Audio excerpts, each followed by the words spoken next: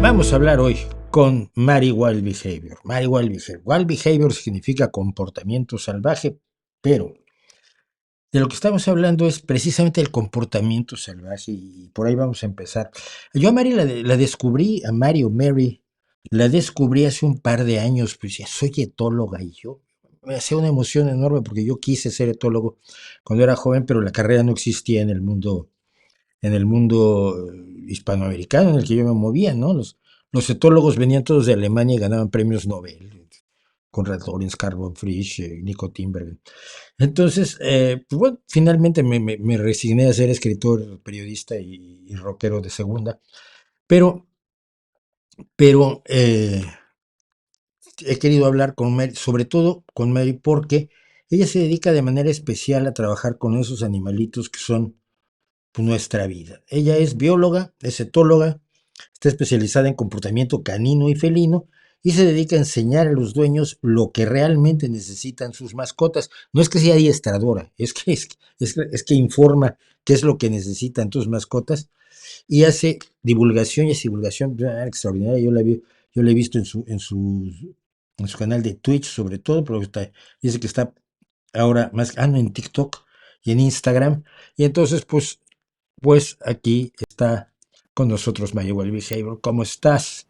Gracias, muchas Hola, gracias ¿qué por hablar tal? con nosotros. Bueno, vamos a poner esto así a dos, esto mejor. Eh, Primero, la primera pregunta y la más clara es, ¿qué es la etología? Es una buena pregunta.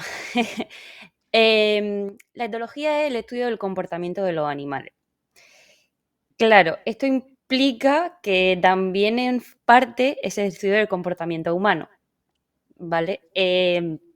Lo que pasa es que estudiar la etología intenta ser lo más integral posible. Estudia el comportamiento desde a nivel neurológico, a nivel evolutivo, a nivel sociológico, a todos los niveles. Cuando tú quieres estudiar el comportamiento de un animal, no te puedes basar únicamente en un área, tienes que intentar integrarlo todo. Entonces, quizás esa es un poco la parte más compleja de la etología. Y lo más frecuente es que si tú te dices que te dedicas a la etología canina, que es un poco como la que más se conoce, la gente lo que da por hecho es que adiestras perros. Es decir, que si tu perro ladra mucho o se porta mal, pues tú llamas al etólogo, igual que llamaría a un adiestrador para que cambie su comportamiento y listo. Pero normalmente el etólogo lo que hace en realidad no es enseñarle al perro nada. Normalmente lo que hace es enseñarte a ti qué necesita tu perro, intenta que aprenda un poco a evaluar por qué tu perro hace lo que hace y en base a eso te dice, bueno, pues si tu perro hace esto, pues porque tiene estas necesidades, vamos a intentar cubrir esas necesidades y entonces cambiará la conducta del perro. No actúo directamente sobre la conducta, sino actúo sobre el origen. Ahora, esto incide en una cosa, en un debate mucho más grande que apenas quiero rozar, pero es que es la idea de la tabula rasa, ¿no? Yo estudié psicología con conductistas que jugaban a la tabula rasa, es decir, el ser vivo llega al mundo en blanco y la Uh-huh. experiencia escribe en él todo lo que va a ser su conducta posterior.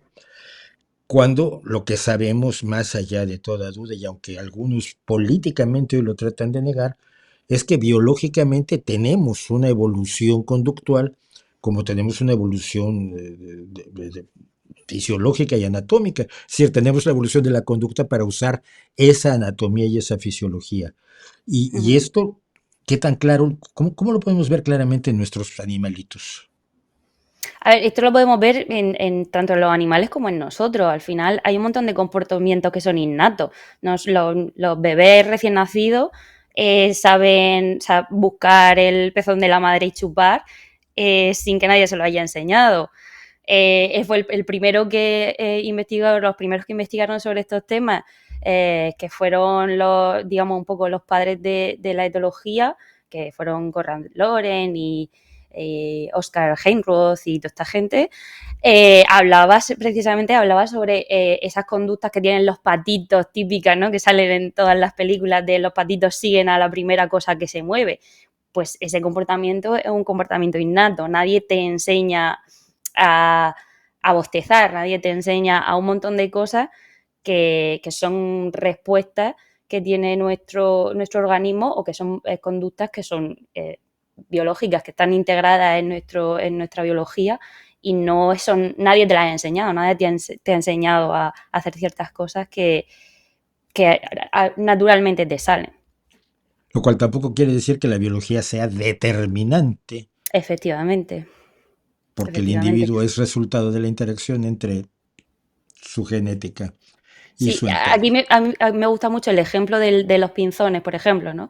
Que Mm. genéticamente está diseñado para cantar, sí, pero su canto viene determinado por el escuchar a los padres y el cómo va a ser el canto de los padres. O sea, genéticamente estás predispuesto a hacer una serie de comportamientos, pero obviamente el aprendizaje pues va moldeando ese comportamiento a lo largo de la vida. Esto es interesante porque nos lleva a cómo nos hicimos. Hay una teoría, cómo nos hicimos nosotros y al perro. Hay una teoría que a mí me parece que tiene cierta amiga, pero de momento no es más que una especulación. Pues nosotros hicimos al perro a partir de ciertas variaciones del lobo, como lo ha demostrado en los experimentos con los zorros de Belyaev. eh, Mm. Utilizamos ciertas cosas que tenía el perro, el lobo, para ser un perro. Pero hay una teoría de que el perro nos hizo a nosotros, que por ejemplo ciertas pautas de cacería serían imposibles para nuestra evolución si no hubiéramos contado con el perro. Yo creo que inevitablemente al final nos hemos hecho un poco lo unos a los otros porque al final tampoco es que nosotros hayamos ido concienzudamente a hacer un perro Bueno, exactamente a nuestra imagen, o ok. sea, como nosotros queríamos.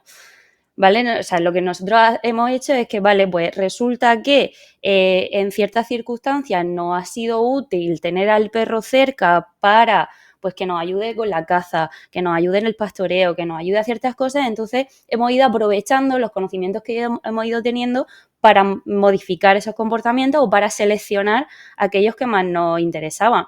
Pero en parte también ha habido una selección natural de adaptación del perro a nuestro entorno y de nosotros, de nuestra vida, de nuestro comportamiento, a estar con perros y o sea, habría cosas que no habríamos podido hacer de la misma forma si no hubiésemos tenido perros. Entonces, al fin y al cabo, creo que es una cosa bidireccional. Nosotros nos adaptamos a nuestro entorno y en nuestro entorno había perros. Entonces, eso también influye en nuestro comportamiento y en nuestro desarrollo tecnológico y en nuestro día a día.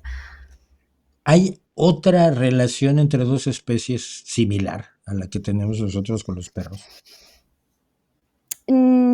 Tal cual no. Pero sí que, por ejemplo, si hablamos un poco del tema utilizar a otros animales para como una especie de herramienta o como mantenerlos y cuidarlos para aprovechar sus recursos, eso sí lo han hecho otros animales. De hecho, por ejemplo, las hormigas lo hacen con las cochinillas, o sea, con las mariquitas. O sea que quiere decir que al final también es una cosa que se va haciendo, que se hace en otras especies. No somos, Pero no creo que muchas veces los que creo, quieran. claro, Es no, que, no es tanto que los quieran, sino que pues me aprovecho de sus recursos. es que yo quiero mucho a mis perros. Yo tengo un montón de perros a los que siempre he querido. Vamos empezamos por lo que le ha preocupado a mucha gente en este canal y yo lo he defendido lo mejor que he podido como periodista meramente que soy. Mira, cuando yo era pequeñito, los pastores alemanes eran unos asesinos. El vecino que tenía un pastor alemán le teníamos miedo. El que paseaba con un pastor alemán, los chavales se quitaban. Luego fue sustituido por el Doberman. Entonces el Doberman era el perro asesino y quien tenía un Doberman seguro el malo del barrio.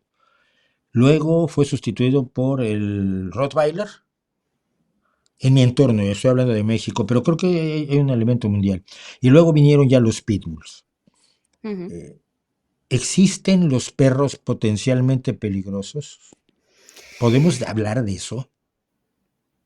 Creo que aquí la clave está en lo de potencialmente, ¿vale? Porque potencialmente peligroso es un cuchillo. Y un chihuahua. O sea, potencialmente peligroso es una herramienta o algo que es más probable que te haga daño o que te haga una lesión más grave que otra cosa. Entonces, consideramos, por ejemplo, que un cuchillo es potencialmente más peligroso que una almohada. Vale, hasta ahí estamos de acuerdo. Eh, pero si tuviésemos solamente esto en cuenta a la hora de catalogar un perro como potencialmente peligroso, realmente tendría más sentido. Pero si nos vamos a la legislación, los tres motivos por los que se pueden catalogar a un perro como potencialmente peligroso es o bien que ya haya sido agresivo y haya atacado a alguien, o bien que cumpla una serie de requisitos, que ahora veremos los requisitos, los que son, o bien que esté dentro del listado que ellos han catalogado como razas potencialmente peligrosas.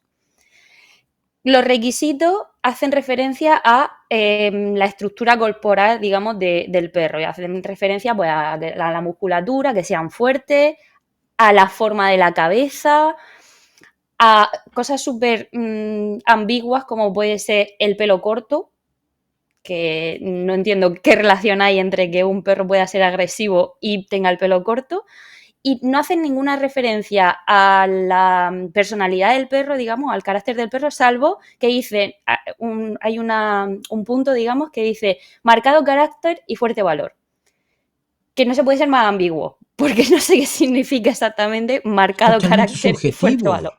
Es totalmente subjetivo. ¿Quién hace estas listas? No lo sé, eso está en el BOE.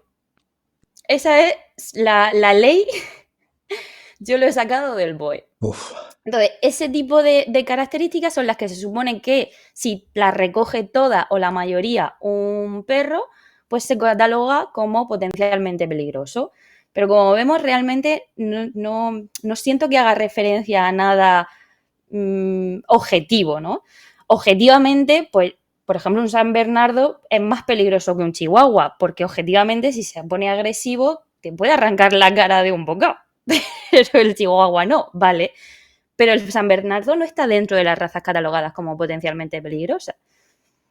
Entonces, no siento que esa catalogación realmente esté basada en evidencia, que esté basada en criterios objetivos. Y si nos vamos a la evidencia científica, no existe ninguna evidencia de que haya una relación entre agresividad y raza. Es decir, no hay razas que sean, que sean más agresivas que otras a nivel genético. Lo que sí que hay, por ejemplo, pues razas que son pues más temerosas o que son más inseguras o que son más activas y por tanto pues son más, quizás más, exploran más y se acercan más a otros. Hay ese tipo de cosas sí que puede tener un cierto componente genético y estar asociado a la raza. Pero la agresividad como tal, no hay ninguna evidencia de que esté asociada a la raza. Entonces, claro, si no puedes catalogarlo de esa forma, pues ellos realmente la única motivación que para mí me parece lógica que han utilizado para hacer ese listado de razas potencialmente peligrosas es histórica. Es que históricamente esas razas han sido utilizadas como perros de pelea. Pero entonces, el problema es el dueño. Es decir, al perro lo vuelves agresivo si lo entrenas para hacerlo, ¿no? Es decir, No, yo, no, sí, sí, sí, sí. no, no, pero no solo que lo entrenes para hacerlo, que esperes que lo sea, que el entorno que le creas sea un entorno en el que quieras un perro agresivo. No, no necesariamente No. que esté enfocado, o sea, no es que tu forma de trabajar con el perro o de educar al perro esté enfocada a que sea agresivo. Pero claro, si tú tienes un perro temeroso, te voy a poner un caso que estuve trabajando, ¿vale? Si tú tienes un perro de 30 kilos que vive habitualmente en un patio pequeño de a lo mejor 3 metros cuadrados, que habitualmente no ve gente, no ve perros, y que además a ti te da miedo sacarlo a la calle porque cada vez que sale a la calle, como no ha tenido contacto, no ha tenido un buen contacto con otros perros y con otras personas, les ladra constantemente, pues ese perro es un perro muy reactivo. Y tú no quieres que sea un perro peligroso, tú no has intentado ir buscando que sea un perro peligroso, pero es un perro que muy reactivo, con mucho miedo, que le falta socialización, y entonces es más fácil que ese tipo de perro reaccione de una forma agresiva frente a una situación que no controla, porque no controla prácticamente nada, porque no le has dejado desarrollar esas habilidades para que realmente tenga otras herramientas para reaccionar. Entonces, ese tipo de comportamiento, ese tipo de forma de educar a los perros, de mantener a los perros, sí que puede llevar a conductas agresivas. Y no necesariamente es que yo haya buscado que el perro sea agresivo. Entonces es muy importante que nosotros sepamos muy bien cómo trabajar con el perro, qué tipo de socialización necesita, qué, cómo nos comunicamos con el perro, qué actividades le damos a lo largo del día, todo eso es muy importante. Entonces, claro, si tú tienes un chihuahua con esas mismas condiciones, pues el chihuahua ladra mucho por la calle, pero a nadie le importa. O sea, es como, bueno, pues pasa y ya Claro. está. Pero cuando tú tienes un perro de 30 kilos y lo sacas por la calle y se pone a ladrar y a tirarse a todo el mundo, pues todo el mundo huye.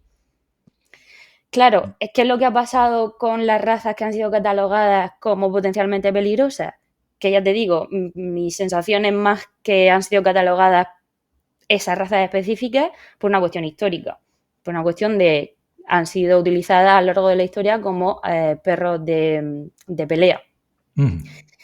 ¿Qué pasa con esas razas? Que ahora ya todos las tenemos en el ideario colectivo, están asociadas a perros peligrosos, con lo cual nadie se quiere acercar a ellos, no dejan que sus perros se acerquen a ellos, encima los tienes que llevar con bozal y los tienes que llevar con correa corta. Claro, ¿Qué pasa? Que esos perros no pueden socializar, no pueden acercarse a personas, entonces digamos que es un poco la profecía autocumplida. claro.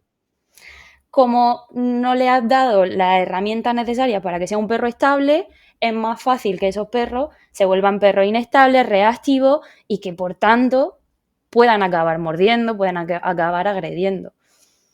Y entonces se alimenta la creencia de que esos perros son más peligrosos.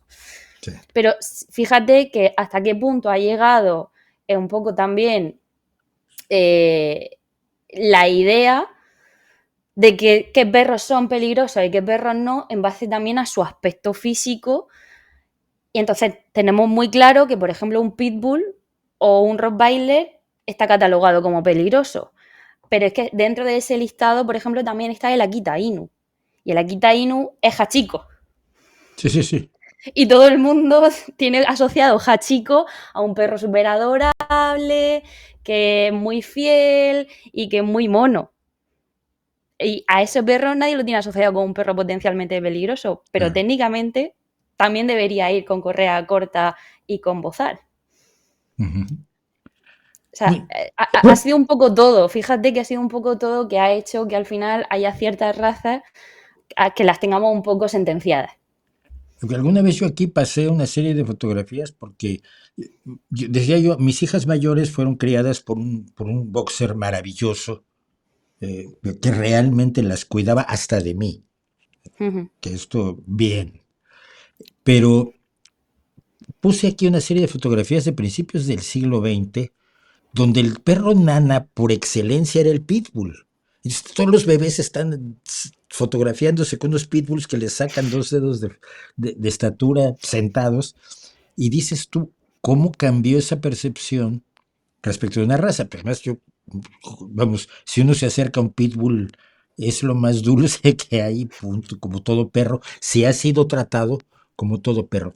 Y aquí, antes de entrar a otra cosa, te oí decir algo muy interesante en alguna de tus en alguna de las cosas que has hecho que he oído, no tengo tiempo para ser fan como quisiera, pero decías algo cuando comentabas que un perro se porta bien y come a sus horas y hace todo lo que debe y se sienta cuando le dice siéntate, o a la tercera vez como mi perro, pero la pregunta que hacías era la importancia, pero el perro, ¿él está bien? está estable, está a gusto con la vida que le estás dando, aunque pues, haga todo lo que tú quieras, pues, está muy bien, ¿no? Pero, Ujú. ¿y el perro? Abunda un poco sobre esto, por favor, Mary. Esta es un poco la idea que yo intento siempre transmitir cuando hago divulgación, y es que tenemos en la cabeza, yo creo que también un poco alimentado por esos programas de televisión, que lo que nosotros tenemos que esperar de un perro es que sea obediente. Ujú. Entonces, lo que buscamos la mayoría en un perro es tener un perro que se siente cuando tú quieres, que te siga, que se pare, que haga todo lo que tú quieres. Entonces, pensamos que, bueno, un perro obediente es un buen perro. Vale, es un buen perro, pero es un perro feliz. Porque yo creo que hay una gran diferencia entre una cosa y la otra. No necesariamente un perro, una persona obediente, pensamos que es una persona feliz. ¿De por qué lo pensamos en un perro? Entonces hay que un poco cambiar esa perspectiva, o eso es lo que yo intento, cambiar esa perspectiva y ahondar un poco en buscar qué necesita el perro. ¿Tu perro necesita sentarse porque está nervioso o el hecho de que se siente solamente te ayuda a ti? A sentir que lo tienes controlado, que no va a hacer nada que tú no quieras porque está sentado y entonces como que tienes cierto control sobre su comportamiento. Sin embargo, un perro que está sentado no tiene por qué estar necesariamente más tranquilo. Pues hay un montón de veces que tú verás vídeos de perros que están sentados y están así como moviendo la cola súper nervioso. No significa que esté más tranquilo. Entonces, si yo lo que busco es que mi perro esté tranquilo, tengo que intentar ver qué ayuda a mi perro a estar tranquilo. No qué me ayuda a mí a que mi perro no me estorbe cuando está nervioso. Entonces, siempre intento buscar, o sea, que la gente entienda que lo importante es por qué mi perro hace lo que hace y no porque mi perro no hace lo que yo quiero. Si mi perro se pone a dar vueltas como loco, a lo mejor es que está muy estresado, está muy nervioso. Pues tendré que buscar cuál es el origen de ese problema. Si le regaño porque está nervioso, lo único que estoy haciendo es ponerlo más nervioso. A lo mejor para el comportamiento, pero el estado emocional no lo estoy cambiando. Mi perro sigue nervioso. Entonces, si lo que yo busco es un perro obediente, pues vale, pues le regaño y le obligo a sentarse, estupendo. Pero si lo que yo quiero es que mi perro sea feliz, pues tengo que intentar cambiar su estado emocional y para eso tengo que ir al origen. ¿Por qué mi perro está nervioso? ¿Qué lo estresa? ¿Cuáles son las circunstancias alrededor del perro que pueden estar provocando ese comportamiento? Vamos a buscar ese origen y vamos a intentar trabajar sobre ello y darle al perro lo que necesita para que esté tranquilo. Y eso al final repercute en que el perro no se ponga tan nervioso y por tanto no dé vueltas y al final me haga más caso. Sí, pero que no sea el objetivo principal. Ujú. Bien, hay un debate, y yo tengo amigos que crían Malinois para competencia, que creo que estamos hablando de otro nivel. Yo siento que todo niño debe tener un perro. Yo espero que no me esté viendo un amigo que es divulgador y además es un brillante científico. Y su hija acaba de terminar ya el bachillerato, pero cuando ella era muy pequeñita yo lo perseguí como un año diciéndole, cómprale un perro, la niña quiere un perro, cómprale. No, es un problema tener un perro. No sé si se lo compró. Yo creo que los niños deben tener perros, pero si vamos a tener perro en casa, eh, ¿cómo se obtiene un perro o cómo hay que obtener un perro? Porque la obvia de antes de vas y lo compras ya no me parece que esté funcionando. A ver, ahora mismo hay montones de perros en las protectoras. Montones. O sea, las protectoras están saturadas. De hecho, nosotros es raro a la semana que no nos llega un perro. Y las protectoras están incluso trabajando con lista de espera. O sea, mi protectora ahora mismo creo que tiene casi un año de lista de espera No. para que puedan meter a los perros. Entonces, yo no soy partidaria precisamente de comprar perros porque lo que estoy fomentando es que se críen perros. Y si tengo perros de sobra en las protectoras que necesitan un hogar, me parecería poco ético estar fomentando que se reproduzcan más los perros. Claro, el problema es que en una protectora tú no puedes seleccionar lo que tú quieres. La gente va a la protectora buscando normalmente un cachorrito muy mono y además de un perro que no crezca mucho. Ya, De la protectora hay lo que hay.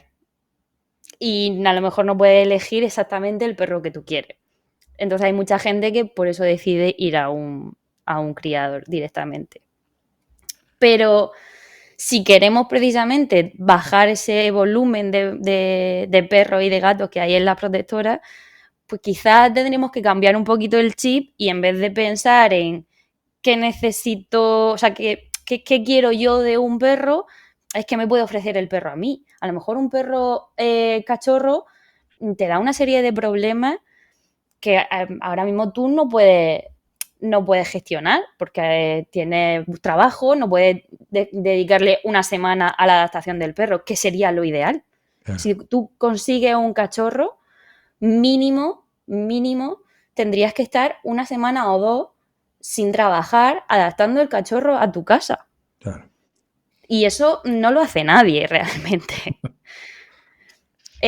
Y sin embargo, un perro adulto pues se adapta más fácilmente. Tampoco significa que al día siguiente que te lo lleve a casa lo puedas dejar solo, pero sí que es verdad que se adapta más rápido, que no te va a dar los problemas que te da un cachorro. Un cachorro pues se va a tirar varios meses en los que lo rompa todo, lo muerda todo, te muerda las manos. Eh, vas a tener que estar muy pendiente del cachorro y sin embargo un perro adulto pues a lo mejor se adapta mejor en menos tiempo y no tienes que dedicarle tanto tiempo a las primeras, sobre todo en las primeras semanas. Entonces también yo creo que es un poco cambiar esa mentalidad de pensar no tanto qué necesito yo de un perro, sino qué me puede aportar el perro a mí. Entonces ir a la protectora un poco con esa mentalidad y decir, vale, pues según esto, elijo un perro que ya tiene una personalidad formada, porque esa es otra. Si tú vas a un sitio, ves a un cachorro y dices, ay, qué mono y qué divertido, pero a lo mejor luego tiene una personalidad de adulto que a lo mejor no encaja tanto contigo. Sin embargo, con un perro adulto, esa personalidad más o menos está formada, tú ya puedes saber si es un perro pues más activo, que necesita hacer más deporte o que es más calmado y se adapta mejor a lo mejor a ti. Yo, yo con lo de los niños y las protectoras, ahí sí yo tengo una teoría, y la he aplicado con amigos y hasta ahora ha funcionado. Y es que tú no vas a la protectora a elegir a un perro, vas a que un perro y tú se elijan mutuamente. Y yo lo he visto ahí, sí, y no quiero ponerme cursi, pero niños que van caminando en estas grandes jaulas donde tienes 80 perros y los 80 perros quieren mimos. Hmm, ¿Cómo? Hemos evolucionado juntos, hombre. Y el niño y el perro se encuentran. ¿Cómo? Por personalidad, por cómo se miran, por algo. Pero yo creo que en la protectora encuentras a tu perro, que puede ser un perro de 2 años o puede ser un abuelito de 14, que también los he visto salir, ¿no? Esa hmm, idea, raro que lo digas en cuanto a perros, porque también pasa muchas veces con niños. Y hmm. nos deja niños mayores en los centros hasta los 18 años, ¿no? Porque la Claro. gente, ¿cómo va a adoptar un niño de 16 cuando probablemente es precisamente lo que tu familia necesita? Creo que ahí nos hemos enseñado, nos hemos educado mal. Una última cosa para, pero que, y sí, espero que no sea la última vez, ya me gustó. Eh, y creo que a la gente también, me están, Eso espero. me están comentando, sí, mis perros no hacen lo que yo quiero, hacen aquello que ellos quieren. Eh, en este canal se aprende, gracias señor Mauricio por la invitada. Esto es bueno. ¿Desde cuándo queremos a los perros? Me refiero a no solo verlos como herramientas, sino demostrar afecto que va más allá de ver su utilidad. Yo no creo que nadie vea al perro solamente como herramienta. No, es verdad que históricamente se tiene como esa sensación de que al inicio se pensaba en los perros solamente como de una forma utilitaria, como aliados en la caza, como pues, pastores, etcétera. Pero se ha visto que incluso desde los inicios de nuestros contactos ya había enterramientos de personas junto a perros Exacto. que no estaban, o sea, que no estaban siendo utilizados como herramienta de ningún tipo, ni para comer, ni para nada. Entonces, incluso se ha visto de personas con zorros, por ejemplo. Ujú. Entonces, creo que ha habido un poco las dos cosas. Por un lado, siempre de alguna forma hemos establecido vínculos con otros animales y especialmente con los perros. Y luego al mismo tiempo, pues como existía la posibilidad de que nos ayudasen en ciertas tareas, pues hemos explotado esa utilidad. Pero también me parece un poco que también nos pasa un poco con el tema, por ejemplo, del ganado. Que yo creo que ahora hay como mucha más distancia emocional con los animales que utilizamos para comida, pero no creo, o sea, creo que será muy difícil que hubiese cero vínculo emocional entre un pastor y sus ovejas. Quiero decir, si te pasas 24 horas al día con tu oveja, Claro. me resulta muy raro que no haya un mínimo vínculo con tu oveja. Entonces, creo que siempre está esa parte de no creo que podamos desvincularnos completamente de los animales con los que convivimos, Claro. aunque obviamente haya, sobre todo en ciertas épocas, en las que han sido utilizados principalmente pues, para consumo, para como herramienta, etcétera. Pero ese mínimo de vínculo yo creo que siempre ha estado ahí. La especialización de los perros dio origen a las razas o a las variedades. Y Mm, no les llamo razas porque, bueno, viene todo el lío con las razas humanas que tampoco mm, existen. Pero me gustaría terminar con que comentaras un poco desde el punto de vista teológico el problema de la absoluta artificialidad de las razas puras, que muchas veces no son más que endogamia forzada. mm. ¿Cómo se ve el tema de las razas puras hoy, en un tiempo totalmente distinto a cuando se desarrollaron los grandes pues, clubes caninos? ¿No? Mm.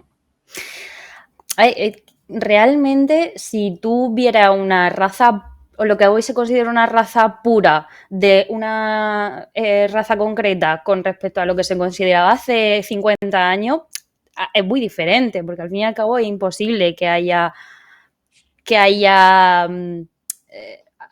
una línea genética absolutamente pura desde hace 50 años.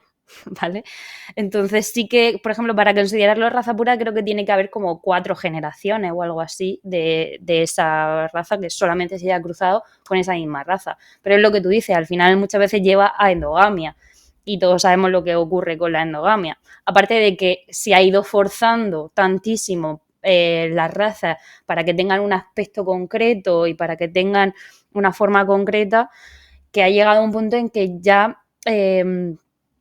no son funcionales prácticamente. Hay razas que tienen problemas respiratorios, que tienen problemas de visión, que tienen problemas cardíacos, que es raro el año que no hay una muerte por shock térmico de una raza braquicéfala, de los que tienen la nariz así chata. Mm. Entonces, ¿hasta qué punto merece la pena seguir forzando esa raza a que se mantengan como razas puras si funcionalmente les cuesta vivir?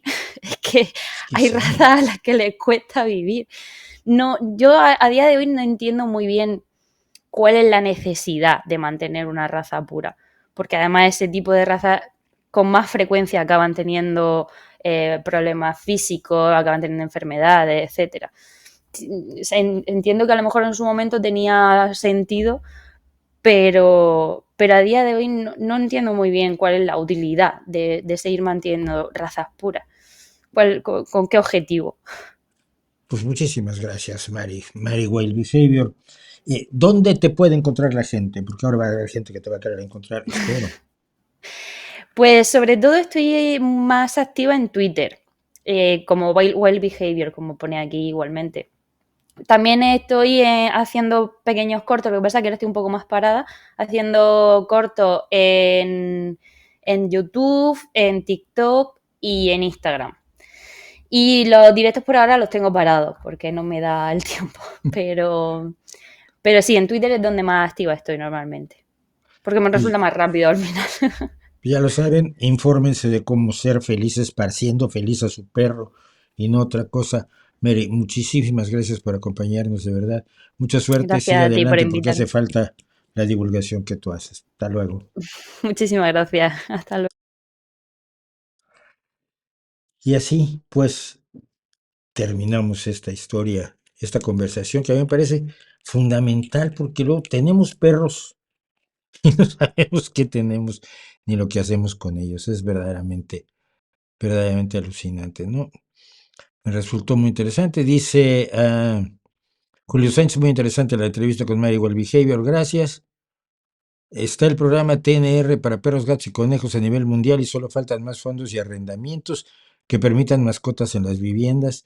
Dice Víctor Vázquez, yo no adopté, ellos me adoptaron. Ja, ja, ja, mis gatos llegaron un día y se quedaron. Pues mira, los carlingos que se ahogan toda la vida, sí, por favor.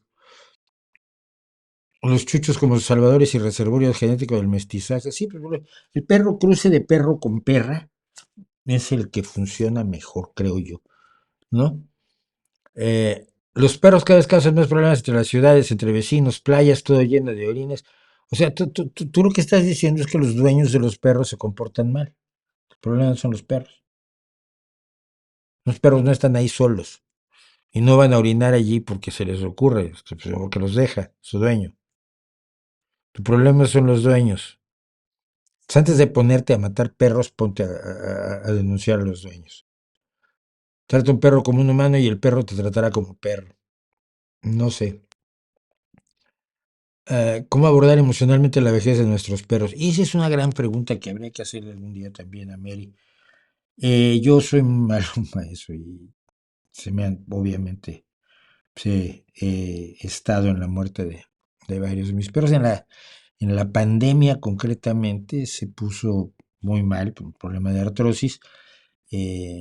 El Teco, el famoso perro homeópata, que era una delicia de perro en casa, un perro que le tenía miedo a todo y entonces pues vivía uno tratando de que tuviera el menor miedo posible, pero sí tuvimos que, que despedirlo porque estaba sufriendo muchísimo, podía caminar y no pudo estar la familia con él porque por la pandemia solo podía estar uno y ese uno, pues claro, fui yo.